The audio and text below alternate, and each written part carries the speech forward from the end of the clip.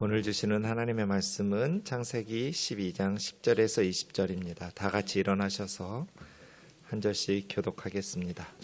그 땅에 기근이 들었으므로 아브라함이 애굽에 거류하려고 그리로 내려갔으니 이는 그 땅에 기근이 심하였습니다. 그가 애굽에 가까이 이르렀을 때 그의 아내 사라에게 말하되 내가 알기에 그대는 아리따운 여인이라 애굽 사람이 그대를 볼 때 이르기를 이는 그의 아내라 하여 나는 죽이고 그대는 살리리니 원하건대 그대는 나의 누이라 하라. 그러면 내가 그대로 말미암아 안전하고 내 목숨이 그대로 말미암아 보존되리라 하니라. 아브라함이 애굽에 이르렀을 때 애굽 사람이 그 여인의 심히 아리따움을 보았고 바로의 고관들도 그를 보고 바로 앞에서 칭찬하므로 그 여인을 바로의 궁으로 이끌어 들인지라. 이에 바로가 그로 말미암아 아브라함을 후대함으로 아브라함이 양과 소와 노비와 암수 나귀와 낙타를 얻었더라. 여호와께서 아브라함의 아내 사레의 일로 바로와 그 집에 큰 재앙을 내리신지라. 바로가 아브라함을 불러서 이르되 네가 어찌하여 나에게 이렇게 행하였느냐? 네가 어찌하여 그를 네 아내라고 내게 말하지 아니하였느냐? 내가 어찌 그를 누이라 하여 내가 그를 데려다가 아내를 삼게 하였느냐? 내 아내가 여기 있으니 이제 데려가라 하고 같이요. 바로가 사람들에게 그의 일을 명하매 그들이 그와 함께 그 아내와 그 모든 소유를 보내었더라. 아멘. 자리에 앉으셔서 기도하겠습니다. 존귀하신 하나님, 이른 새벽 주님 앞에 나와서 기도하고 또 흩어져 삶의 자리에서 기도하게 하심을 감사합니다. 새 학기를 앞둔 시작하는 이 시점 먼저 기도로 주님 앞에 맡깁니다. 은혜를 베풀어 주시옵소서. 예수님의 이름으로 기도하옵나이다. 아멘. 올해 봄방학 특별 새벽 기도의 주제는 아브라함의 비전이었습니다. 어제 우리는 바벨성을 떠나라는 말씀을 묵상했습니다. 오늘은 믿음의 실현이라는 말씀을 묵상하겠습니다. 비전의 성경적인 원리가 세 가지 있다고 말씀드렸습니다. 세상 사람들은 자기들이 이루고 싶은 꿈을 비전이라고 부르지만 성경은 사람이 이루고 싶은 꿈이 아니라 그 사람을 통해서 이루고 싶어 하시는 하나님의 꿈을 비전이라고 합니다. 하나님은 저와 여러분에게 비전이 있습니다. 저와 여러분을 통해서 이루고 싶어 하시는 하나님의 꿈이 반드시 있어요. 그것을 깨닫고 하나님의 꿈을 이루어드리는 삶을 사는 사람도 있고 세상 사람들처럼 자기가 이루고 싶은 꿈을 위해서 살아가는 사람들도 있어요. 그래서 하나님 앞에 기도해야 돼요. 하나님, 저를 통해서 이루고 싶어 하시는 하나님의 꿈은 뭐예요?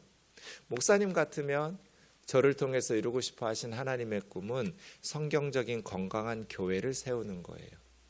원래 저는 선교사가 되는 게 하나님의 꿈인 줄 알았어요.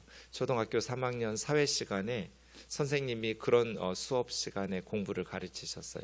세상에서 가장 가난한 나라가 두 나라가 있다. 방글라데시와 이디오피아다. 수업 시간에 그렇게 말하는데 그 두 나라가 얼마나 가난한지를 막 설명하는데 친구들이 막 웃었어요.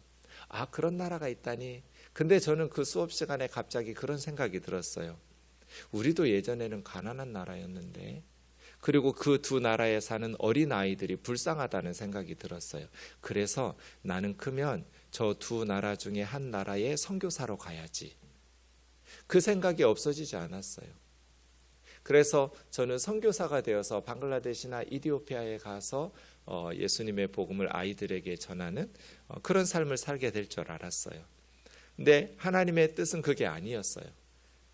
건강이 좋지 않았고, 그래서 어쨌든 이제는 선교적인 교회, 성경적인 건강한 교회는 한 사람 한 사람이 그리스도 안에서 예수님 닮아가면서 완전한 자로 세워지고 그들이 선교하는, 복음을 전하는 그러한 교회가 성경적인 건강한 교회일 거잖아요.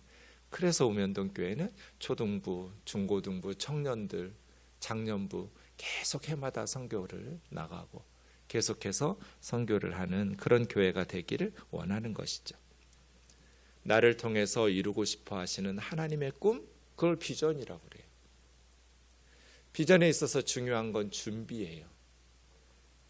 성경적인 건강한 교회를 이루려면 성경적인 건강한 교회, 선교적인 공동체를 이루기 위해서 준비해야 돼요. 성경을 잘 배우고 또 하나님의 말씀을 잘 가르치고 그렇게 성령과 하나님의 말씀인 성경 안에서 준비돼야 돼요. 사람이 준비돼야 돼요. 비전은 하나님의 사람들에게 열정을 줘요. 너무나 행복하고 포기할 수도 없고 멈출 수도 없는 하나님의 열정을 가지고 살게 해줘요. 그래서 성경적인 건강한 교회를 만들어야지, 선교적인 교회를 만들어야지 한 번도 포기한 적이 없어요. 열정을 불러일으키는 하나님의 꿈, 하나님의 비전들. 우리 어린이들에게도 또 우리 모든 교우들에게도 저와 여러분을 통해서 이루고 싶은 하나님의 꿈이 있어요. 그 비전이라고 그래요. 비전. 그것이 무엇인지 하나님 앞에 기도하고 가르쳐 주실 뿐 아니라 잘 준비하는 우면동 교우들 되기를 원합니다. 아브라함을 통해서 이루고 싶어 하시는 괜찮아요. 지극히 정상이에요. 아브라함을 통해서 이루고 싶어 하시는 하나님의 꿈은 믿음의 조상이 되는 거예요.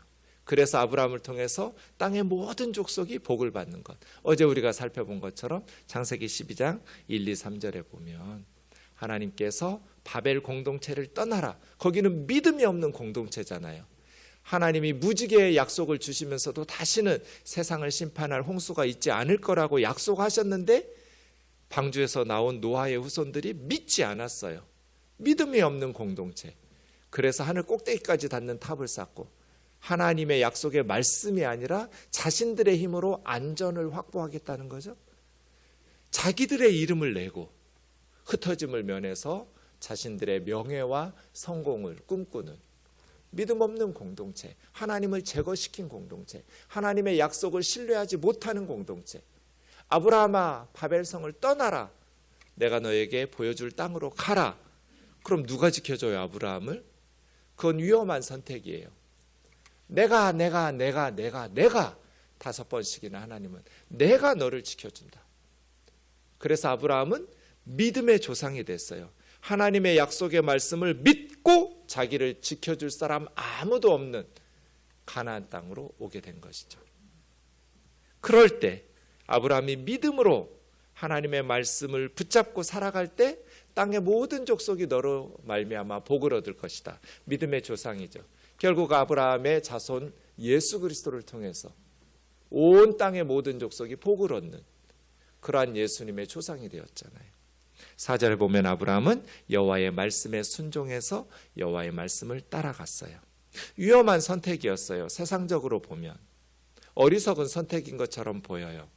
그러나 믿음 없는 바벨 공동체에서는 미래는 없어요. 아버지가 죽었고 또 아내는 아이를 낳지 못하는 불임이었어요. 그래서 아브라함이 약속의 땅을 향해 가나안으로 왔어요.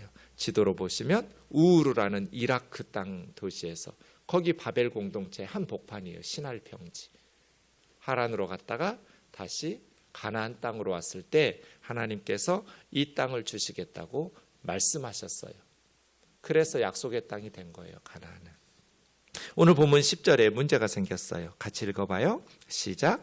그 땅에 기근이 들었으므로 아브라함이 애굽에 거류하려고 그리로 내려갔으니 이는 그 땅에 기근이 심하였습니다. 첫 번째 줄, 세 번째 줄 똑같은 말이 있죠.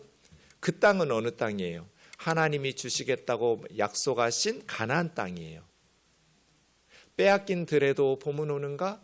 오죠. 약속의 땅에도 기근은 오는가? 와요. 기근은 비가 내리지 않았다는 뜻이에요.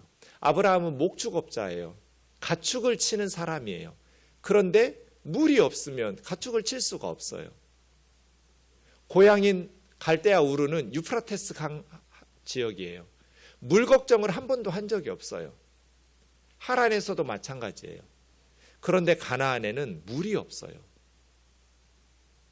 그래서 아브라함이 처음으로 겪는 물 때문에 고통당하는 시련을 겪기 시작해요. 기근이 왔어요. 한 번 더 말해요. 그 땅에 기근이 심했다고. 2번씩이나 10절에서는 반복해서 하나님이 주시마 약속하신 가나안 땅에 기근이 심하였다. 그래서 아브라함은 애굽으로 내려갔어요. 왜냐하면 애굽은 나일강이 있잖아요. 하나님 말씀에 순종하면 고난이 없는가? 있어요.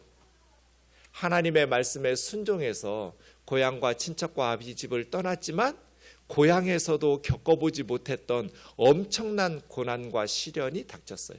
예수님을 믿으면 고난이 없는가? 아니요. 예수 믿기 전에도 없었던 고난을 경험하기도 해요. 왜 그럴까요? 왜 하나님 말씀에 순종했는데 고난이 찾아올까요? 왜 약속의 땅에 기근이 찾아올까요? 비전을 이루기 위해서는 하나님의 사람들이 준비되어야 된다고 그랬잖아요. 아프리카 속담에 잔잔한 바다는 노련한 뱃사람을 만들지 못한다는 속담이 있어요. 파도가 없는 잔잔한 바다는 살기는 편하고 좋을지 모르겠지만 노련한 훌륭한 선원, 뱃사람을 만들지 못해요. 역경과 시련이 탁월한 훌륭한 선원을 만들어내요. 믿음의 시련이 믿음의 조상답게 만들어내는 거예요.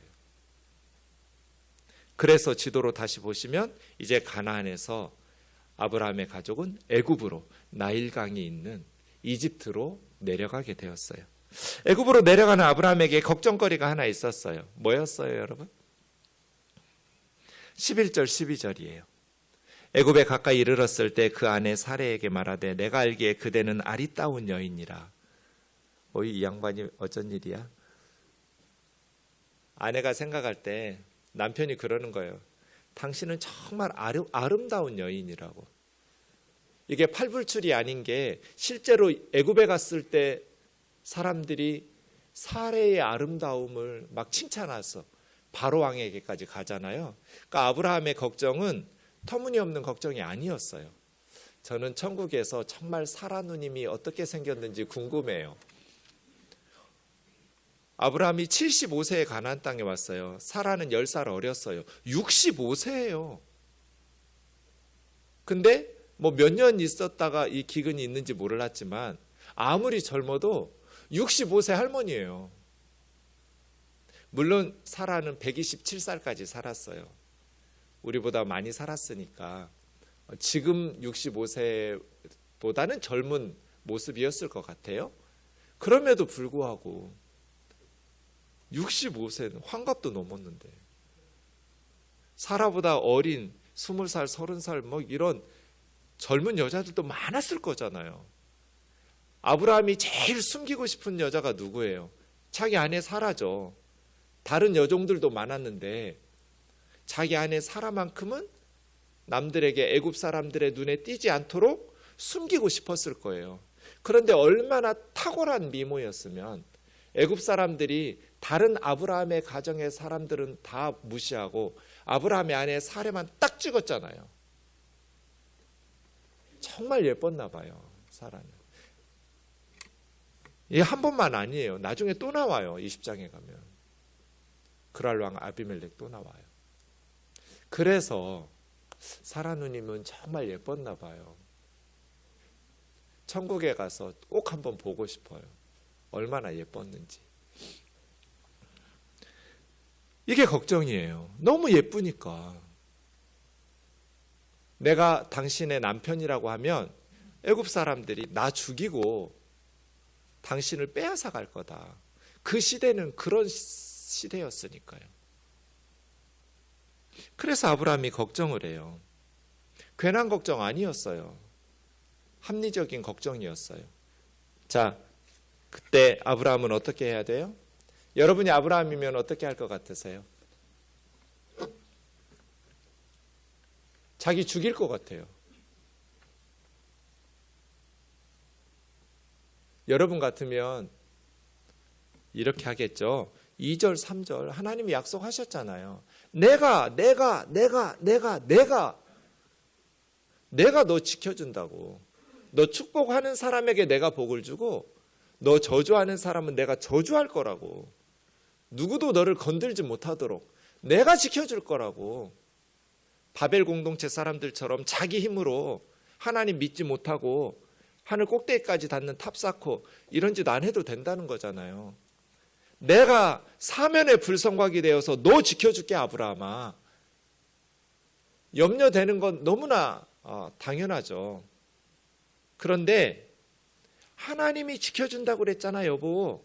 염려하지 마. 하나님이 우리를 보호해 주실 거야.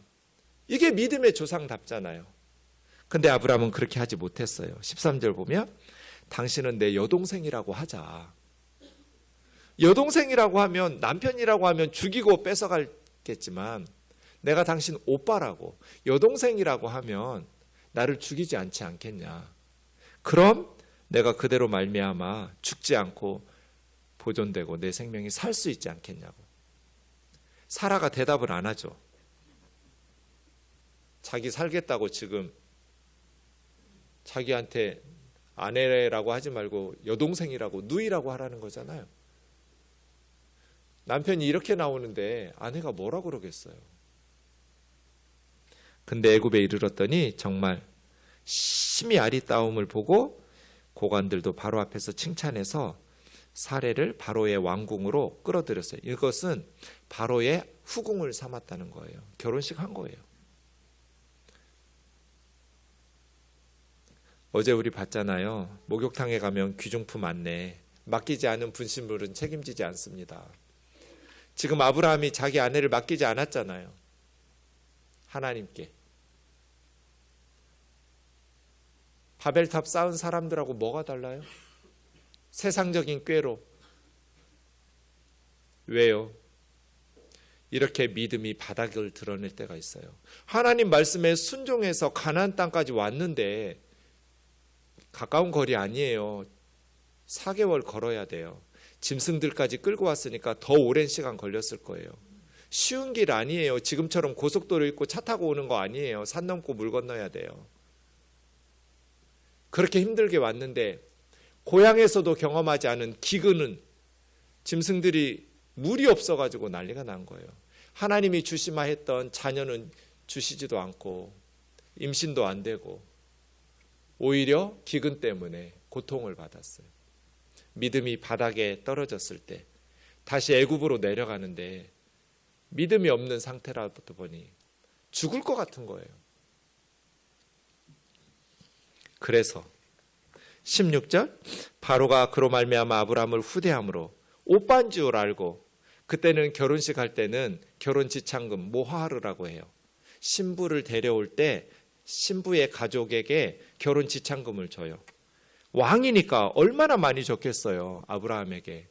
부모는 죽어서 없는 줄 알고 오빠인 아브라함에게 사라를 데려오면서 바로 왕은 양과 소와 노, 비, 남자 종을 노라고 하고 여자 종을 비라고 그래요.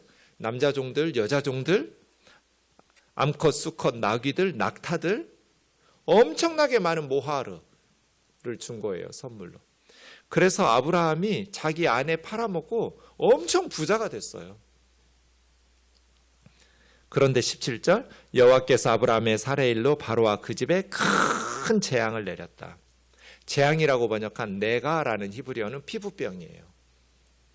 하나님께서 치신 거예요. 4절에는 땅의 모든 족속이 너로 말미암아 복을 얻을 것이라고 말씀하셨는데 지금 아브라함이 믿음으로 살지 못하니까 복을 얻기는커녕 큰 재앙을 받았잖아요. 바로와 애굽 사람들은 정말 여동생인 줄 알고 데려온 거잖아요. 아브라함이 믿음 없어서 거짓말하는 바람에 지금 재앙을 받았어요. 저주를 받았어요. 그래서 18절에 세 번이나 18절 19절에서 바로 왕이 아브라함에게 책망을 해요. 네가 어찌하여 나에게 이렇게 했냐? 네가 어찌하여 네 아내라고 나에게 말하지 않았냐? 네가 어찌하여 그를 누이라여 데려다가 내 아내를 삼게 했냐? 결혼식 한 거라니까요. 아내 삼은 거예요. 네 아내 여기 있으니 데려가라. 하나님께서 바로에게 깨우쳐 주신 거죠. 남의 부인이다. 돌려주지 않으면 죽인다 하고 협박하셨겠죠. 하나님께서. 그래서 바로의 집 사람들을 막 재앙으로 치신 거예요. 하나님의 백성들이 믿음으로 바르게 살지 않으면 두 가지 비극이 발생해요. 첫 번째는 세상 사람들이 큰 재앙을 받아요. 하나님의 심판받아요. 우리가 믿음으로 바르게 살지 않으면 우리 때문에 세상 사람들이 땅의 모든 족속이 복을 받아야 되는데 하나님의 심판을 받아요.